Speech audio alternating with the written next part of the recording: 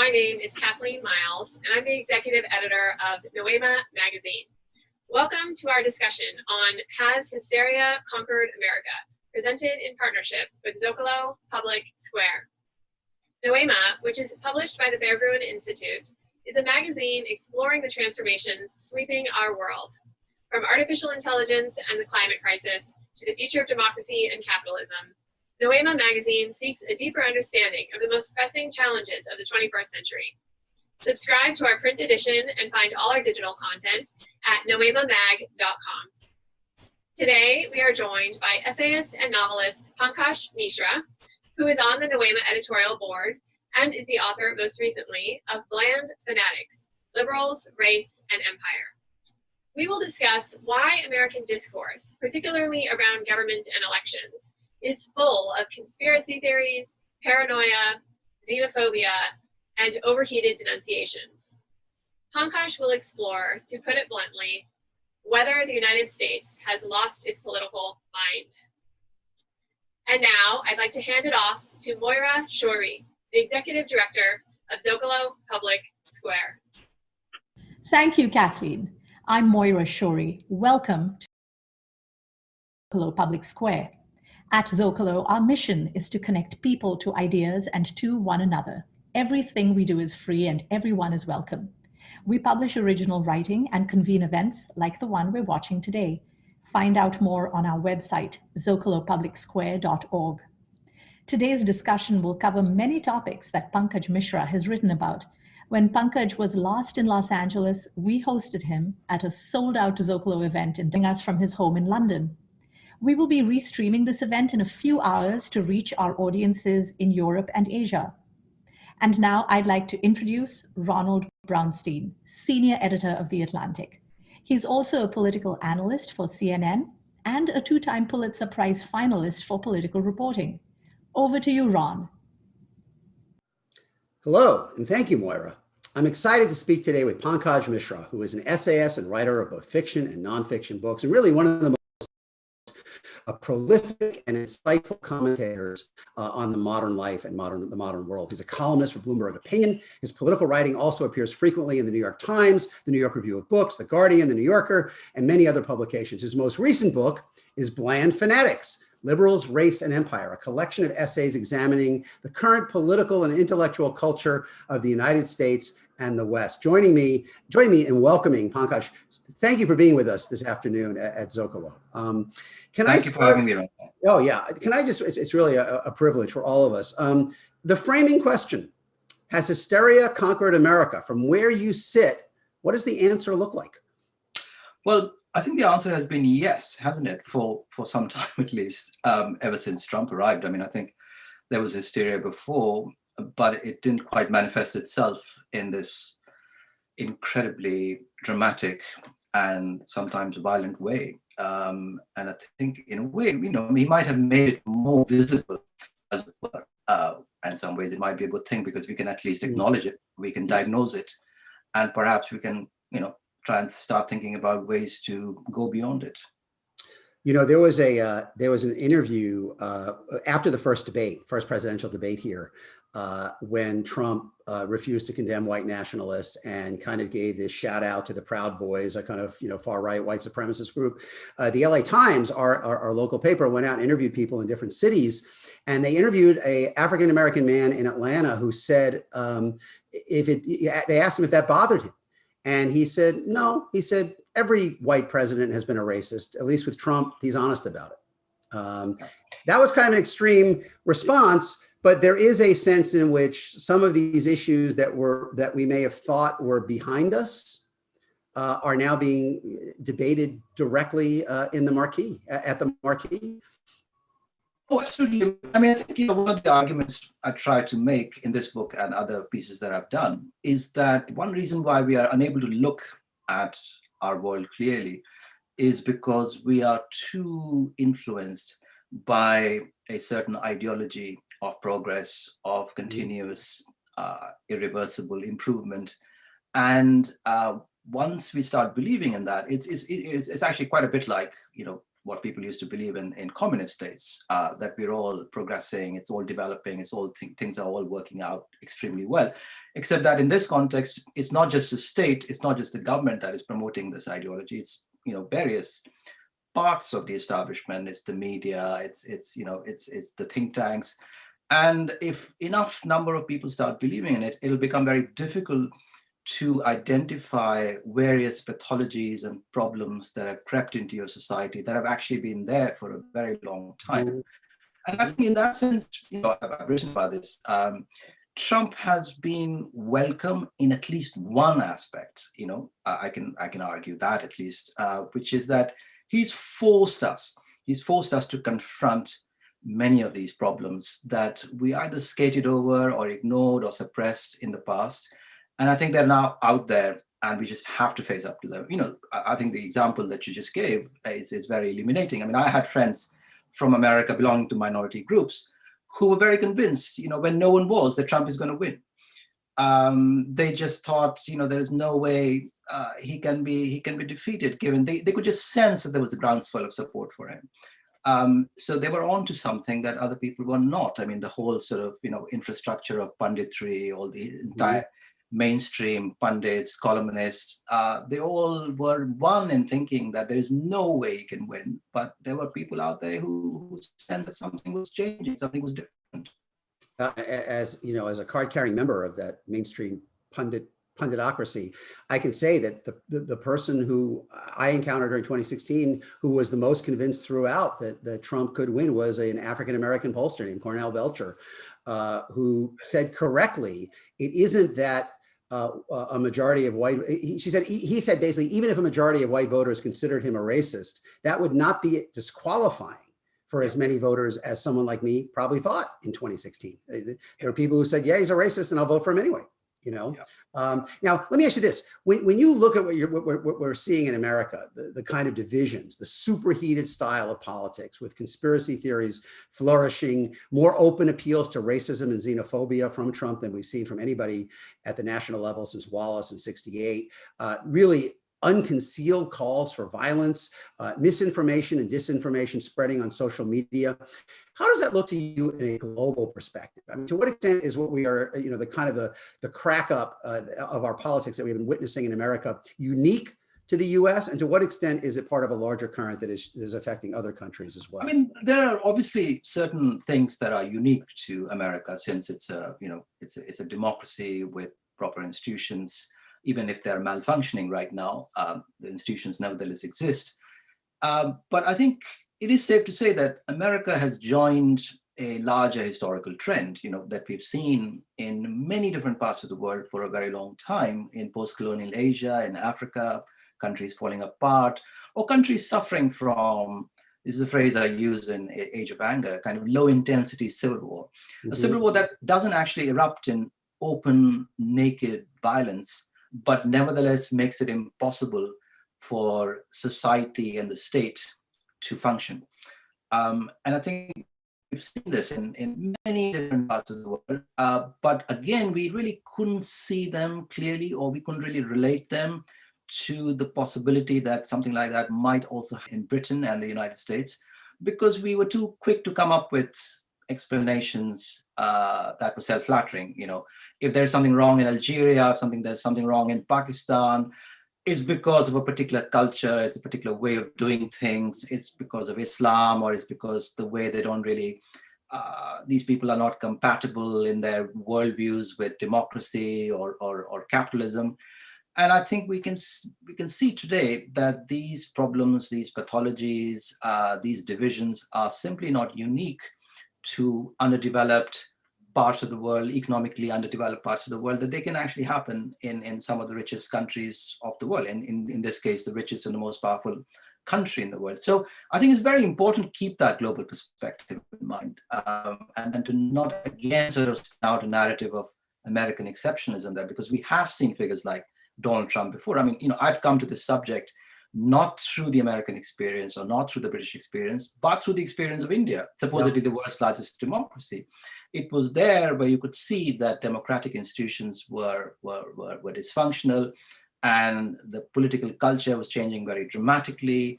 A whole culture of hatred, of division, of acrimony was emerging, and many people were happily subscribing to it and looking for a demagogue or a leader who could sort of, basically protect their rights, or at least seem to be protecting their rights. And, so I think that with that kind of training, what has happened in America hasn't come as a huge surprise. I mean, I think it has come as a surprise to people who thought this could never happen here, that this was something very peculiar to particular countries and cultures. I want to talk about the deep roots of that, which you explicate, I think, in a quite fascinating way in The Age of Anger, especially. But I want to talk about the current book first. The title of your new book, Bland Fanatics, seems a contradiction in terms, fanatics who are bland. What's the history of the phrase, and what does it mean to you in the contemporary context?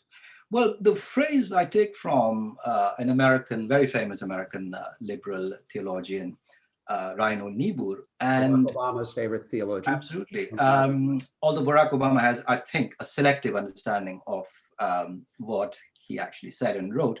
But nevertheless, I think what he was objecting to when he used that phrase were people in the United States and elsewhere who assumed that they had arrived at a particular summit of human achievement, and that other countries or other cultures should also arrive there. And these were the methods, these were the prescriptions that they needed in order to make that particular journey.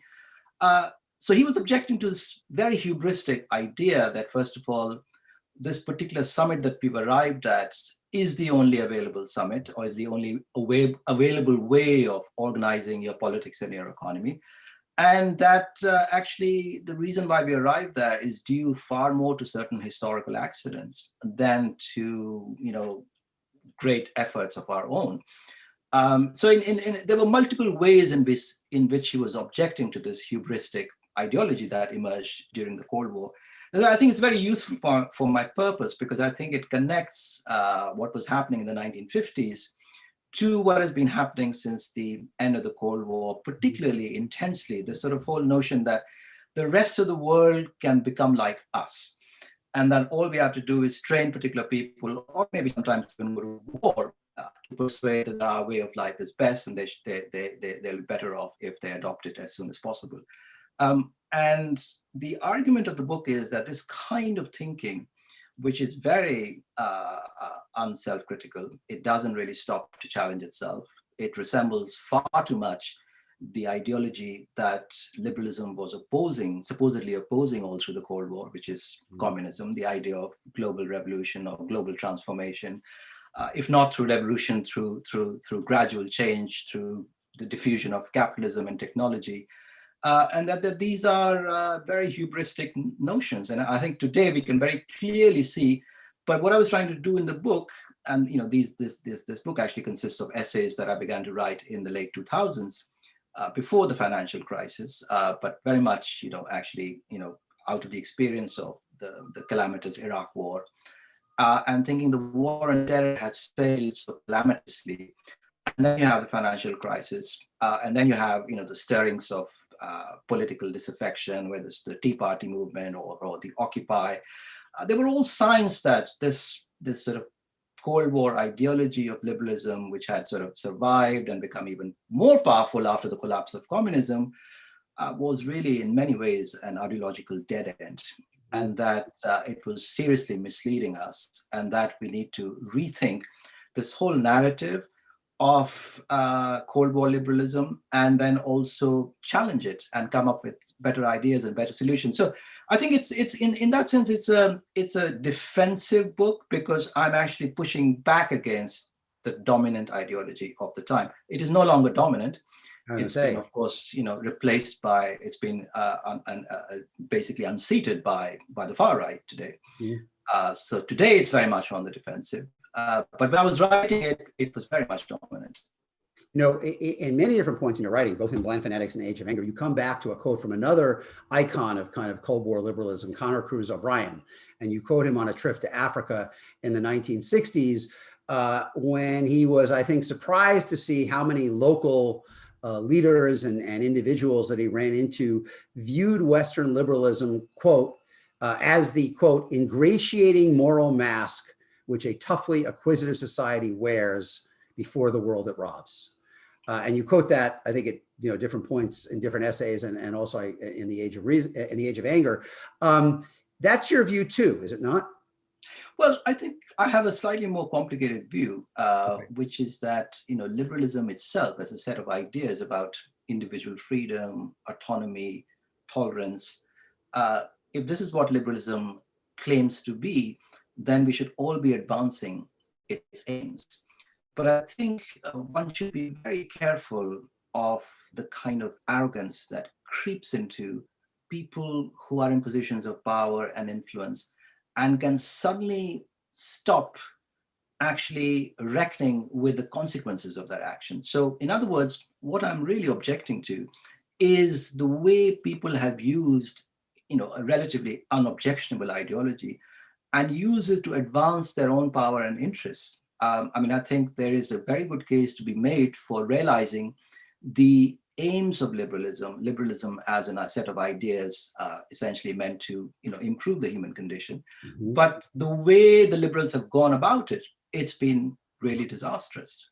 So that is why, it's not just Conor Cruise O'Brien who was saying these things. I mean, Nadine Gordimer, there's a famous interview of hers with the London Times, great novelist, who said, she was a white South African, and she was up against it in apartheid South Africa. And she said, please don't call me a liberal. I think the interviewer was doing that. And it's a dirty word for me. I'm actually a South African radical. Because liberals, she could see in her context, was so vulnerable to hypocrisy and to double talk and to compromise. And this is someone like her in that position simply could not accept. So I think there was a lot of strong reaction to people back in the 60s and 70s in those countries, the countries that Conor Cruise O'Brien was traveling through, and in large places in Asia and Africa. I mean, a lot of the anti-colonial activists who won independence for their countries, they did not call themselves liberal, because liberal for them was also a dirty word. It to them was too complicit with imperialism. Liberals were too complicit in their vision. When you talked about the global civil war in the Age of Anger, and you mentioned it before, define that a little further. I mean, who are the combatants? What are the stakes? What are the contending viewpoints? And do you still think the battle lines are the same as they were when you wrote The Age of Anger, or are they shifting? I think the battle lines are constantly shifting because I think there are new factors emerging all the time, the pandemic being one of them. But I think the broader analysis was that, going back to the beginning, the modern world starts out with contradictory promises. One is a promise of equality and individual dignity.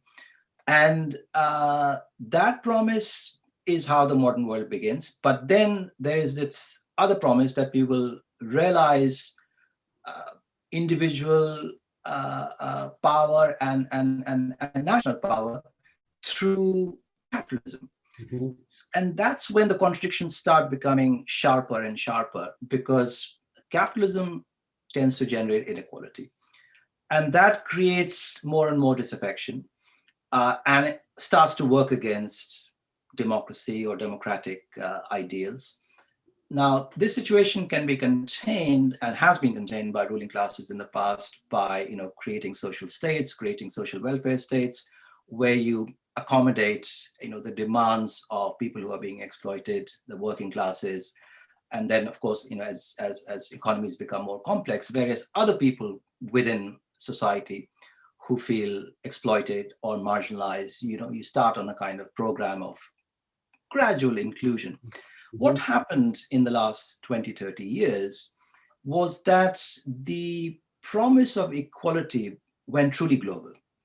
And that was a democratic revolution. I think what happened. Yeah. Absolutely. It was the sort of the dream of individual dignity, individual equality, the fact that, whether you're in India or China, you should be identified, your rights should be respected. That revolution, which is in many ways a necessary revolution, coincided with this other revolution, which was the revolution of neoliberal capitalism, whereby the promise of equality got entangled with the promise of prosperity. And in this particular conflict that emerged in many different paths, it became clear after a while that there were certain people who were getting more and more prosperous, and other people just failing to make it. And they were finding themselves up against all kinds of institutional hurdles when it came to achieving prosperity, where certain people already had it made, and that the idea of meritocracy was a fraud, and that the whole idea of making it with sheer effort, with your talent, that idea was itself deceptive. So that realization began to sink in at the same time as this urge for democratic equality got stronger. And so one reason why we see these eruptions of disaffection, of militancy all over the world is because the democratic idea has gone universal. And the way of realizing the democratic idea, which was, okay, we'll have faster growth, we'll have economies where prosperity becomes the norm, that idea has been completely proven to be false. And, can I jump in there? Do you the eruptions that are occurring around the world? Do you think so many societies are in turmoil primarily because of economic inequality, or primarily because of political leaders who are pointing more of their people toward racial and ethnic differences? Or do you see that as a false choice, that essentially the two are connected? I mean, what is driving the instability fundamentally? Is it inequality or racial resentment, or both? I don't think there's one fundamental cause, to anything for that matter. Yeah. There are always many things working together, set of interlocking factors. Once you start, I've given you a very broad explanation. Once you start breaking it down and looking at individual countries, then you're looking at groups of people, classes, in the case of India, particular castes, that are fighting to preserve their interests. And they're happy to subscribe to any form of racial, ethnic supremacism that is congenial to them, that they think can advance and protect their interests. So same with many groups in the United States who back Trump because they think of him as essentially the protector of their interests, rightly or wrongly. So likewise in India, there are people who might be economically at the bottom end of the spectrum, but still invest in the prime minister, or still invest in an idea of Hindu supremacism because they think this is the only thing that can actually help us survive. At the same time, the richest people in the country are also behind him. So it doesn't quite neatly, break down into economic classes or economic interests. And, one of the things that I'm arguing is that actually we have to move beyond this notion of economic self-interest, essentially, as something that is driving our behavior right now. I think we've gone well beyond that stage. I think many, many different things are happening. I think there was an article I was reading just the other day, a very interesting one called, it's all disaster nationalism. And in many countries around the world, is that what you see? There's this little sense that disaster is approaching. The rhetoric of disaster, the rhetoric of, whether it's words like American carnage or, different kind of formulations that have emerged. It's a sense that world is falling apart and that we have to take drastic measures to protect ourselves. So the survivalist instinct has kicked in many different parts of the world. So I think that traditional sort of mode of analysis where you look at economic stratification, that's still very important, still very relevant, but that doesn't tell you the full story, right? I think there is a new emotional and psychological dynamic out there. Clearly, and interesting. I wonder if your views on that have somewhat evolved, because in one of the essays in Bland Fanatics, one of the early essays, you wrote, as Donald Trump's victory in November 2016 revealed, the Washington consensus had created too many victims in Washington, D.C.'s own hinterland. I think your initial reaction to Trump is that it was based mostly on economic discontent, on voters who felt abandoned by kind of the globalist free trade, neoliberal vision. Has your thinking on that, is that an accurate kind of description of where you were? Well, absolutely, yeah. And there's no way I will ever abandon that, line of analysis, because, that is really the basis in many ways for not just Donald Trump's success, but also the success of his buddy in the UK, Boris Johnson. That many people who felt systematically abused by various governments over the last few decades decided that this was their man, that he was the one who was going to break free of the European Union and do all kinds of things that they wanted him to do. He has to be seen to be obliging these folks, even though he comes from the Tory party, which is traditionally a party of the rich and the landed gentry in this class. So I think the basic economic drivers were essentially, mass discontent, mass disaffection with the way inequality had entrenched itself in some of the richest societies of the world, and that it had become impossible for many people to essentially avail of social mobility. And also at the same time, they felt marginalized and scorned by the new cultures that emerged at the same time, where their voices were not being heard in the mainstream media. I mean, I think we all know that until Trump started to do really well in 2016 as a kind of insurgent candidate, the mainstream media was not paying much attention to what was actually going on in the American hinterland. The phrases like the white working class, which have become so commonplace in recent years, were not much being used at the time. Phrases like left behind. It was only a small number of people on the left and the right who were using these phrases, talking about inspection. The overall rhetoric, I mean, if you look at Obama, what Obama was writing before Trump's election, a month before Trump's election, he was writing in Wired magazine saying, this is the best time to be alive. We're racing for new frontiers and, it's all working out wonderfully well. A lot of people really did believe that. And I think, what we've been forced to realize is that actually these forces were gathering strength.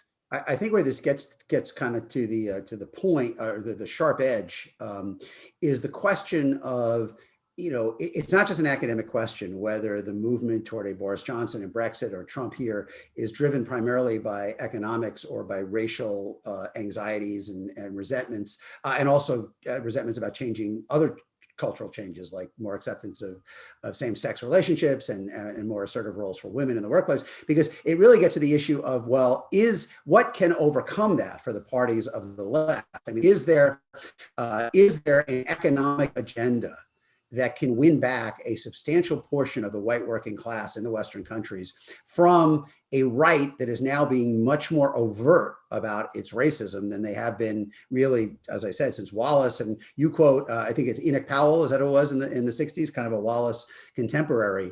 Do you think there is an economic agenda that can overcome the connection that Trump and the other right-wing nationalists create by voicing these racial resentments so overtly?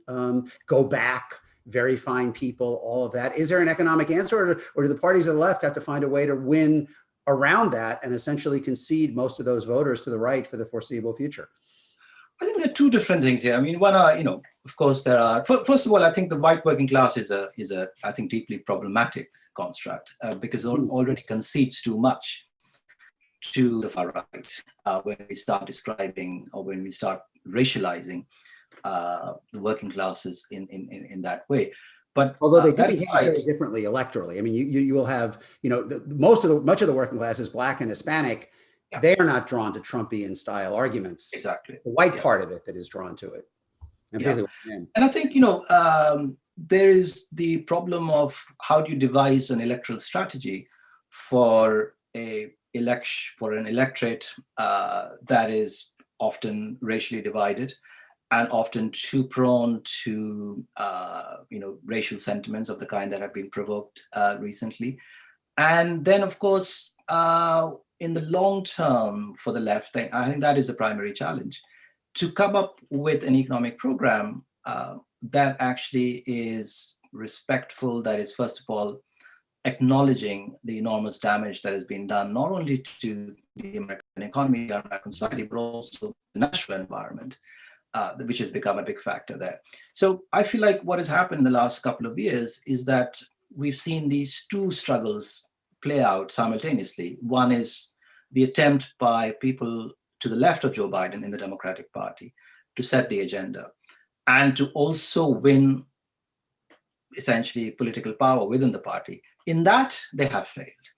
I think that can be easily admitted now, right now, that Bernie Sanders actually did not succeed the second time around. It was Joe Biden who won, the supposedly moderate centrist candidate the old wing of the party could agree upon. But at the same time, I still think that Biden, if he does win, will have to respond to at least some part of the left agenda that people like Bernie Sanders and AOC and others have outlined, that he won't be able to entirely ignore them. And of course, then you can kind of think up all kinds of policies and ideas in the abstract. Of course, the actual work of policy making and creating a support behind it in the Congress, these are, again, different matters altogether. But to answer your question slightly differently, I do think the left has made a serious attempt in the last 2 years to come up with an economic program that acknowledges the damage, the hurt being done to many, many Americans over the last few decades, and also to address at the same time, this sort of enormous damage that has been done to the natural environment. Not to make you into a James Carville or a Alistair Campbell, short-term political strategist, but do you think, having lived through the Corbyn experience in the UK, do you think the Democrats would be better positioned to build a long-term majority if, in fact, they had gone the Bernie Sanders route this year or the AOC route in the future? Is that a more expansive democratic socialism? Can they build a bigger, more stable majority that way, or through the kind of incremental caution of a Biden? I think once when you start to sort of think in those terms, then you also have to think more strategically, and you think in terms of timing, and then you have to ask: is it good timing for a democratic socialist government to come in right now in November, or then assume office in January?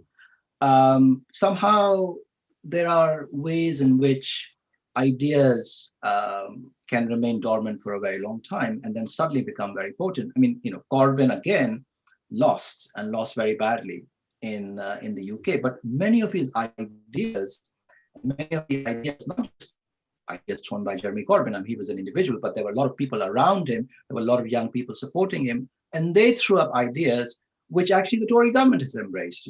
I think, that's been something that we've all witnessed with great amusement over the last few months or so, the way in which Boris Johnson's government has scrambled to embrace large parts, not just embrace, hijack large parts of the Labour Party's program. And in many cases, this is also what has happened in the United States, where Biden has had to abandon many of his centrist positions and actually move leftwards. Not just in response to the political pressures from people like Bernie Sanders, but also, I think, out of a recognition that this is something that is going to have a broad base. We were talking earlier about the changing demography, there's so many different factors which will make that program much, much more appealing and much, much more attractive. And, post-pandemic, I think, greater role for the state, broader programs for social welfare. These are not sort of, options that you might consider in the abstract. These are existential necessities now. Yeah, you're very tough in your writing on the, quote, third way leaders of the 90s, like Clinton and Blair, who saw themselves as modernizing the left. You cite Tony Jute's description of them and their contemporaries as, quote, the crappy generation, which is, I believe, a technical term of art. What did they get wrong? They did win after periods in which the right had been in power. I mean, the Thatcherite Tories had been in power for a very long time. In the 3 elections before Bill Clinton, the Republicans have won a higher share of the available electoral college votes than in any 3 elections in the history of our modern party system since 1828.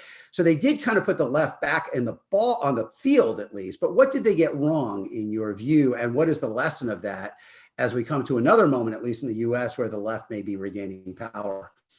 Well, there's many things wrong. I mean, I think, speaking as a foreigner, I think the thing that immediately leaps to mind is the war in Iraq, which absolutely destroyed Tony Blair. And I think people really underestimate the extent to which it undermined the United States, both domestically and internationally. And, various other policies followed by Bill Clinton, whether it's the sort of attempt to create essentially a mass incarceration society back in the 90s, those heavy-handed laws against terrorism, all of those foundations on which people like George W. Bush and Trump have built.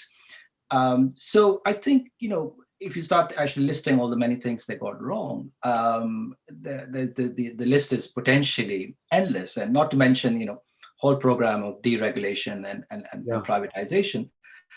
Again, it's that sort of short-term thinking that I'm going to win this election, I'm going to win the next one, and I'm going to be prime minister for 2 terms or 3 terms, or president for 2 terms, but not actually, thinking beyond that. And this is the problem that democracies now have to consider: is that this sort of the turnover of individuals and political parties and movements, are they really equipping these societies with the resources that are needed, especially at a time of crisis like this?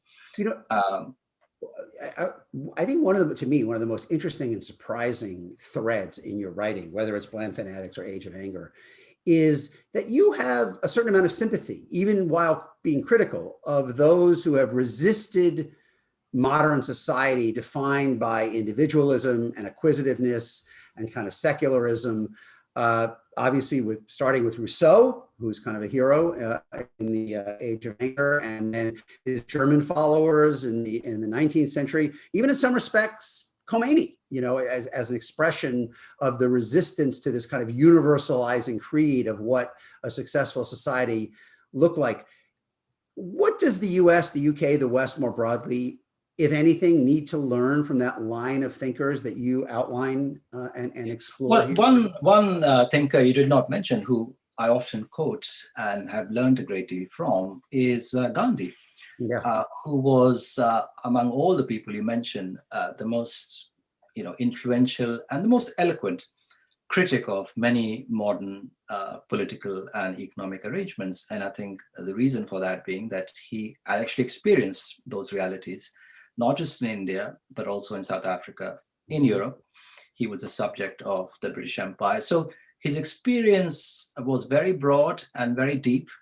And so he was able to see from his unique perspective. And then, of course, he read a lot of Tolstoy, he read a lot of Ruskin, he combined from all these different readings and writings of various people, a very coherent critique of just how modern imperialism, modern capitalism had worked itself out, not just in different parts of the world like India, but also domestically in places like England and the United States. So, he was saying back in the 1920s and 30s that what we call democracies are actually built on too much violence and on domination and exploitation. And once, large parts of Asia become free and become economically self-sufficient, then that violence won't work the way it used to in the past. And the societies that are democratic now will become frankly totalitarian.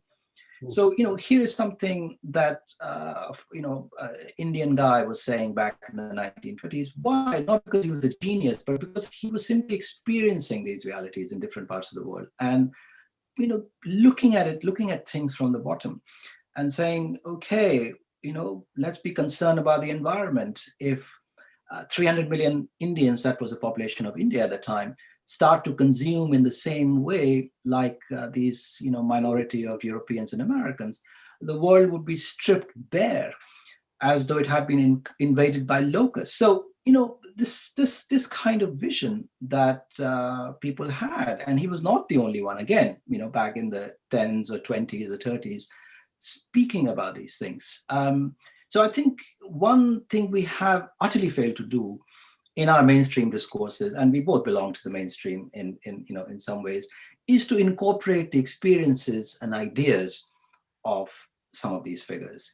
And in that sense, we've been kind of running blind.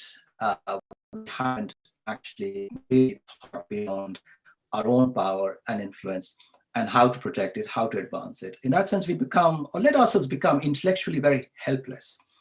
And I think that is what many of us feel today, is because we have no access to any other ideas apart from the failed ones that are all around us right now. You write about how even the most quote unquote progressive Western thinkers have been exposed to very little non-Western political thought.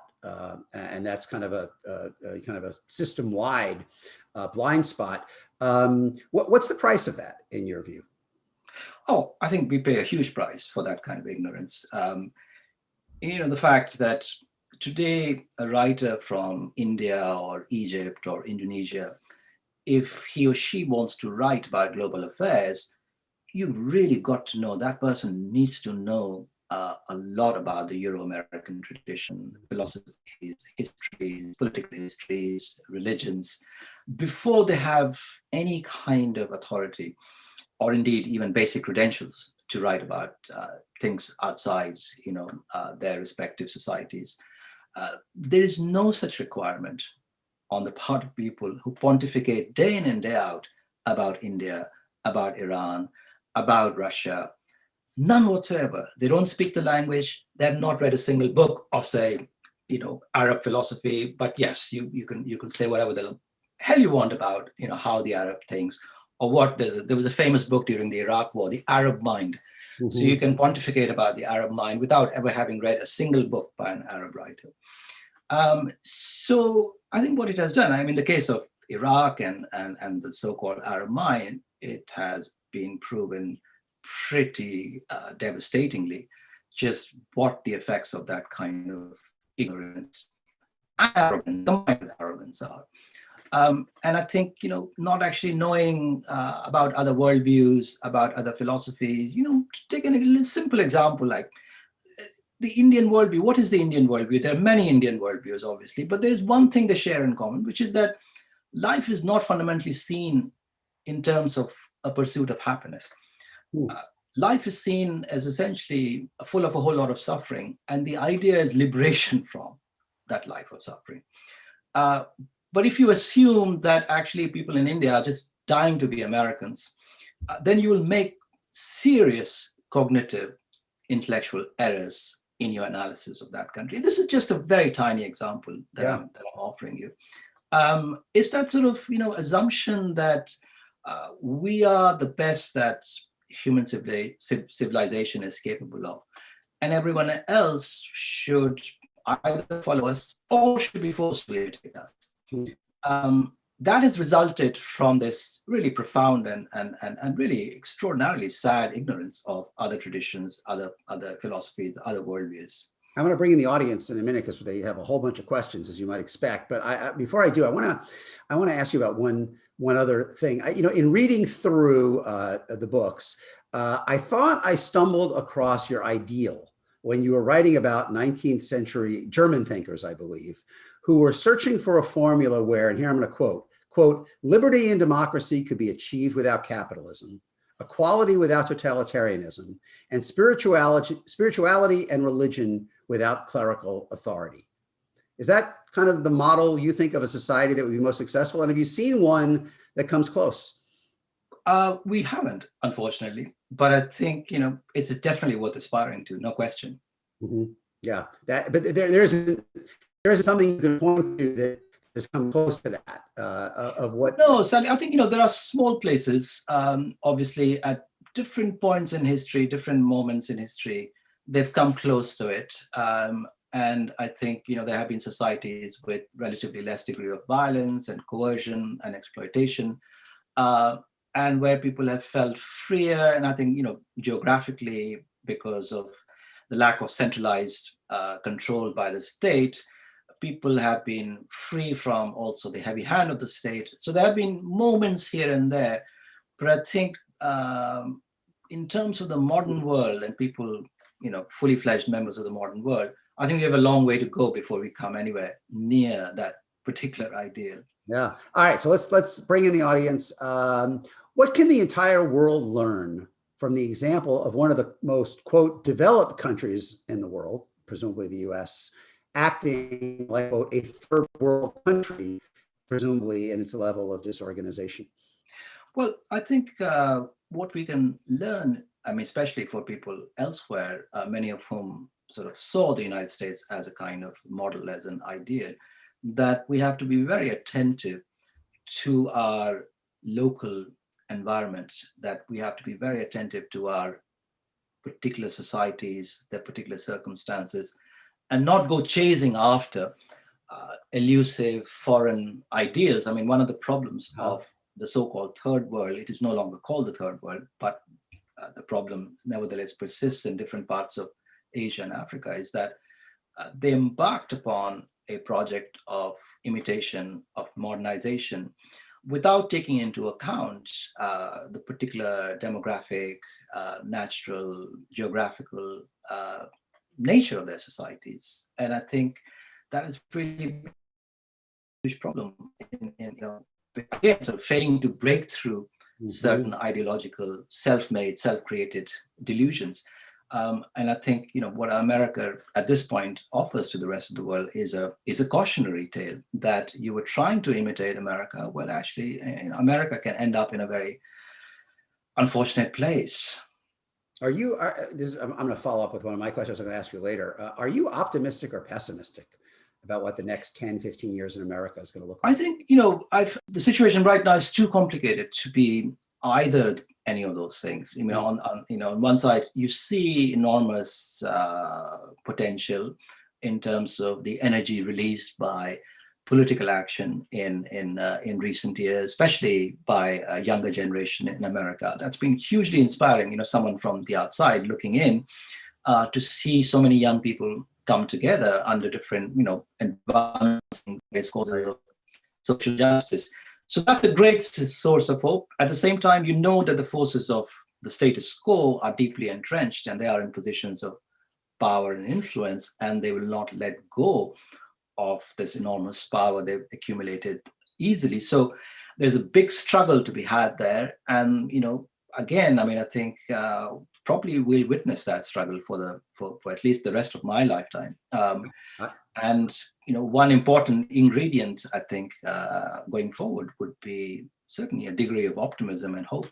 I think without that, everything is lost, really. Yeah, I think the 2020s in America are going to be the 1850s, where you have a rising majority whose agenda is being stalemated by a minority that controls a lot of the key institutions. And whether it was the Dred Scott decision from the Supreme Court in 1857 on slavery, or what's going to be coming if Democrats win and end the filibuster and pass a new Voting Rights Act and the court strikes it down again, it's just going to be a very rocky a decade. And there's something absolutely, and there is something which wasn't there in the 1850s, which is a very competitive international sphere, right, where various powers have emerged and are going to be strengthening themselves even more in the next decade. And a perfect segue into the next question I wanted to ask you is if what is happening right now is a rebalancing of world powers, which countries are coming out ahead? One of the viewers. Well, I think East Asia on the whole, and also in the way that region has dealt with the pandemic and its after effects. East Asia on the whole has emerged much, much stronger from the recent chaos. I don't know whether it's, I think, I really don't believe in this vision of one country prospering at the cost of other countries. I think it is possible actually for many countries to flourish simultaneously. I think the important thing is to give up this mindset whereby one country can only do well if other country does badly. And actually that is one source of conflict today and much paranoia and prejudice today. But on the whole, I think, East Asian countries have done remarkably well in responding to the pandemic. And actually right now, I think it's your success in responding to the pandemic that is being registered. Economies are all in a sort of, in stasis right now. There's not much happening there. Of course, China's restarted and it's doing much better, but I think we still have to wait and see. But the fact that it has actually managed to contain it relatively successfully, and that it is even able to open many of its industries is a sign that it is actually emerging stronger from this. One of the questions was China and the balance that it strikes between a growing and very consumption-based middle class and obviously all the other issues that raises that you talked about, Gandhi talking about the environmental implications of India, certainly relevant in China. I mean, do you see China mostly as a force for, I don't want to say good in the world, but bringing more stability to the world or instability? I think that very much depends, actually. It's not up to China, really, in that sense, to either promote stability or instability. A great deal depends on how the rest of the world responds to China. What kind of playing field is, in a way, exists, what kind of playing field exists for China today. I mean, I think in the past, what we've seen is with Japan rising, starting the early 20th century, the country found itself blocked on all different sides, and as a result became even more and more militaristic and xenophobic. And I think, a large part of its behavior, this sort of nasty imperialism that it resorted to, and kind of, crushing down whatever seeds of democracy that existed within the country, was actually as a result of this sort of siege mentality that it developed, that, there are enemies all around it that are preventing its growth, and that we have to break out. And finally, they broke out in that sort of suicidal way.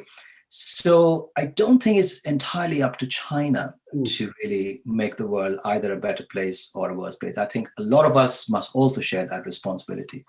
One of the viewers writes, you are insightful on the damage done by economic policies of neoliberalism, which need to be addressed. Are there also cultural damages from these policies in the past decades that also need to be addressed?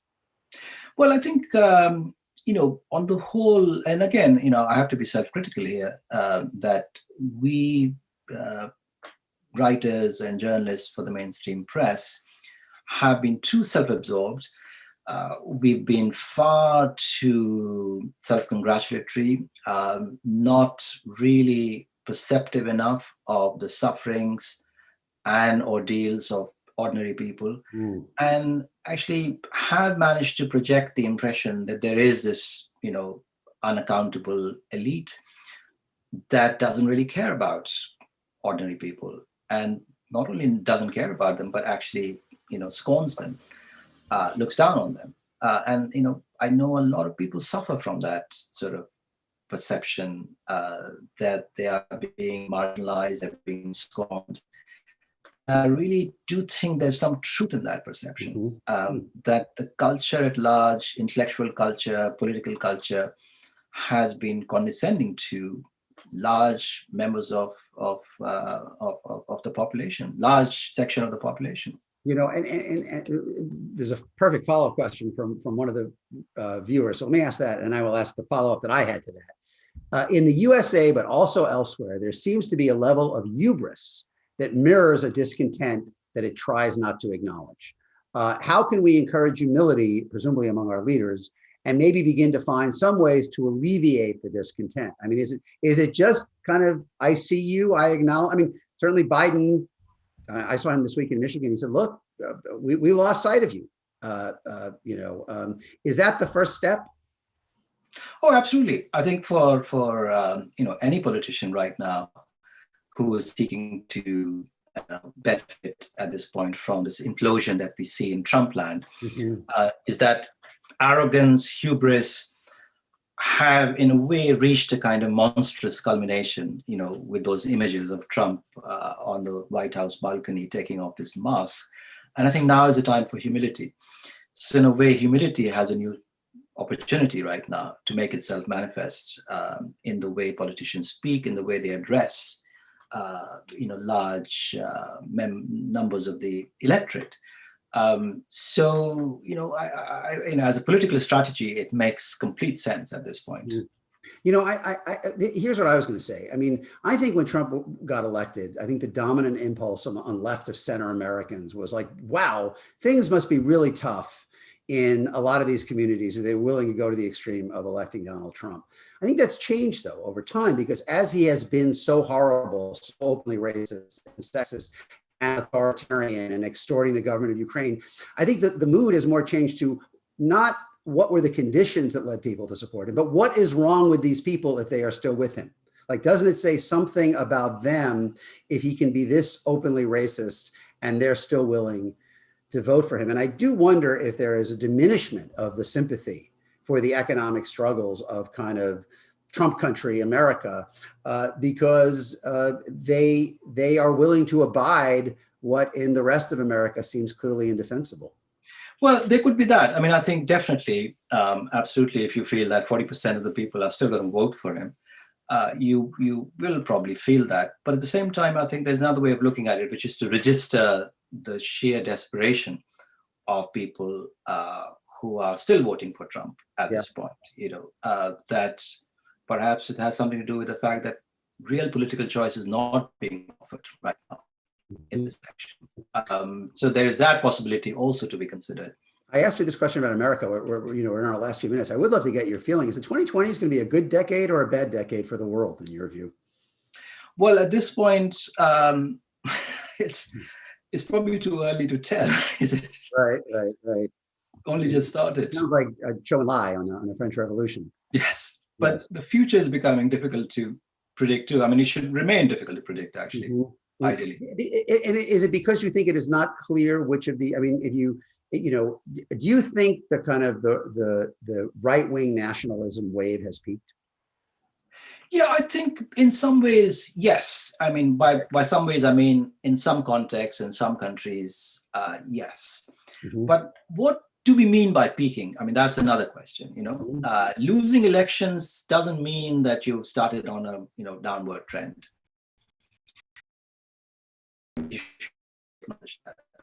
Because after losing an election, and this has happened in other countries too, is that the democratic process is then replaced by all kinds of, intense conflicts that actually don't have a democratic format whatsoever. Right. And that take place out in the open and are often extremely violent. So that is something. I think that is a far right is not a organization or outfit or a movement that is going to remain confined and controlled by democratic norms and democratic institutions. I mean, that is very clear right now. I think that is a really important point, because I believe Trump's fundamental message to his supporters is that I am the human wall between these contemptuous elites and these dangerous minorities who are taking away your country. And I'm not sure why him losing would reduce the fear among the voters who respond to that. I think if anything, I often say if white Christians are now 43% of America, non-college whites are probably around 43% of America. If this many of them are responsive to Trump when they're 43% of America, why are they going to be less responsive when they're 38, which is coming? And I'm sure that the equivalent is true elsewhere. Well, we're almost out of time. You've been very generous with your time. Can I ask you just as a final note, what, have you been to Los Angeles and what did you think of it? Oh, many times. I actually quite love it. I mean, I know people love to hate it, but I love to love it. There are many parts of the cities that I've explored at great length and with ample freedom. Particularly, the bookstores. Many of the good bookstores have gone, sadly. Yes. From Venice and Santa Monica. But, I just remember I have very fond memories of going to them. And of course of, Venice Beach and Santa Monica. I realize I'm actually, talking about the nicer parts of LA, but also actually downtown LA is a fascinating place. And the last time I was there, I actually loved walking around it. Do you find, one thing you did not write a huge amount in what I've read is, do you find is American culture kind of cultural imperialism or a lot of fun or both? I think it can be both. I mean, the fact that American culture has been embraced voluntarily by large parts of the world. I mean, especially African American culture. Which is in a way the biggest American cultural export. The movies, I mean, that is really the biggest thing. And I think it's because it speaks to many people. I mean, and that is, something that is about suffering. It's about justice, about so many things that resonate with people around the world. So you don't really see that as part of American cultural imperialism. Like BLM, for instance, it provoked such international solidarity because people are already primed to receive that message by decades and decades of listening to Stevie Wonder and Nina Simone. I mean, this is a legacy of those people, that people around the world are so responsive immediately to something that happens in the United States. Well, we're going to have to close here for today. Thank you all for listening. Pankaj, thank you so much for your time and your insight. And it was a lot of fun as well. Thank you again to Noema Magazine for co-presenting this discussion, which will remain publicly available on Zocalo's website and podcast. Thank you again. Thank you all for watching. I hope you'll be back for another conversation and enjoy the rest of your day. Thanks, Rob. Thank you.